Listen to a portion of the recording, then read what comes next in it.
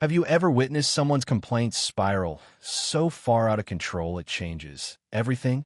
In the heart of Maplewood's cozy Sunrise Diner, Karen Miller stormed through the glass doors, her designer purse swinging like a weapon. The morning rush was in full swing. Families laughed over pancakes, truckers sipped coffee, and waitstaff danced between tables with practiced ease. Karen, however, had no patience for the warmth of the scene. She demanded a table away from the noise and sat with a huff, her sharp eyes scanning the menu like a hawk hunting prey. The diner's signature vanilla pudding, praised on every local blog, caught her eye. "This better be good," she muttered, loud enough for nearby patrons to glance over. When the pudding arrived, creamy and golden, Karen took one bite and froze. Her face twisted as if she'd swallowed poison. "This is unbearably sweet," she bellowed, slamming her spoon down. The diner fell silent. Waitress Ellie, a young woman with a kind smile and endless patience, hurried over. "Is something wrong, ma'am?" she asked, her voice steady despite Karen's glare. "Wrong? This is an insult to my taste buds. I demand a refund and a new dessert now." Karen's voice echoed, drawing every eye. Ellie, unflinched, offered a replacement, but Karen wasn't done. "I want to speak to the manager. This place is a disgrace." The manager, Tom, a burly man with a no-nonsense demeanor, arrived.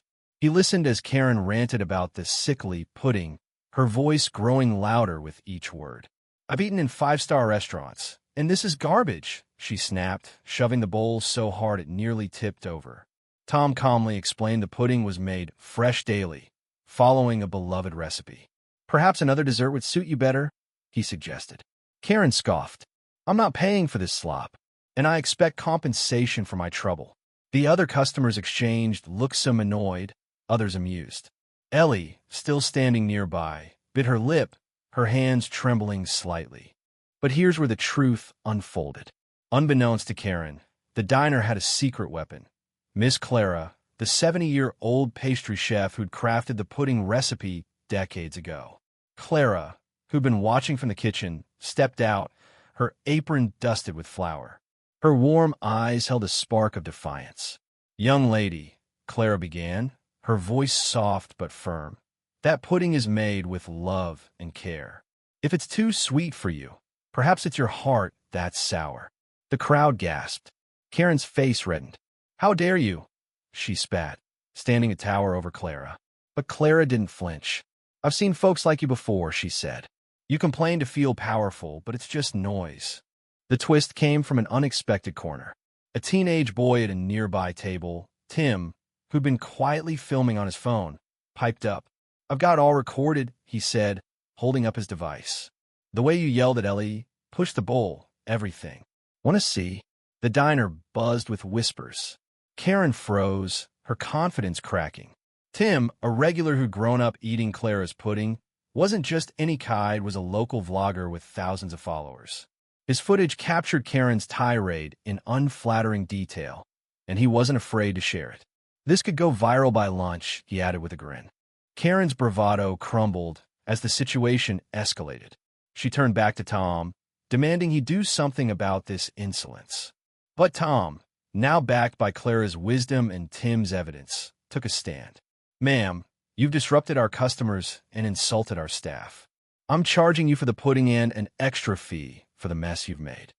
He gestured to the table, where the pudding had spilled, staining the tablecloth and dripping onto the floor.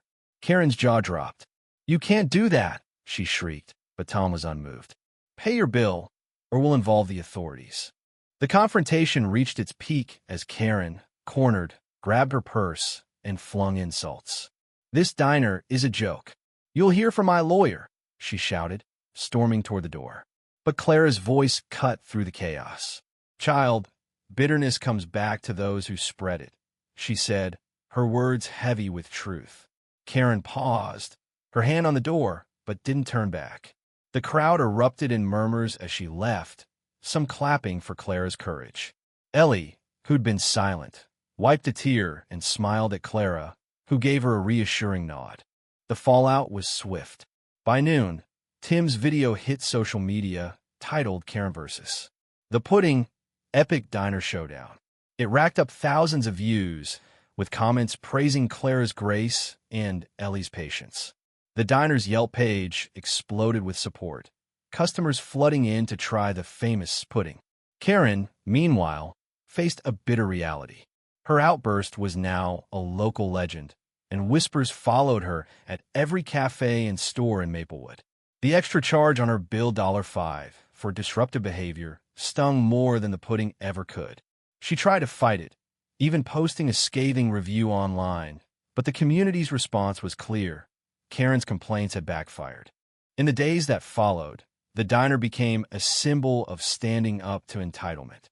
Clara, Ellie, and Tom were hailed as heroes, their stories spreading far beyond Maplewood. Ellie, inspired by Clara's strength, started training to become a manager herself, vowing to handle every Karen with the same grace. Tim's video even caught the eye of a local news outlet, which ran a feature on the diner's resilience and Clara's legacy.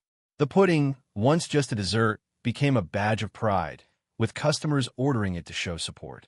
What lingered most wasn't the drama, but the lesson. One woman's need to control had unraveled in the face of quiet strength and community spirit. Clara's words echoed in every retelling. Bitterness begets bitterness, but kindness endures.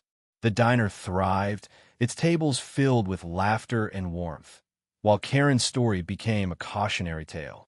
Next time you're tempted to complain, ask yourself, is it worth the cost? Share your thoughts. What would you have done in that diner? Faced with Karen's wrath? Let's talk about where to draw the line between speaking up and tearing down.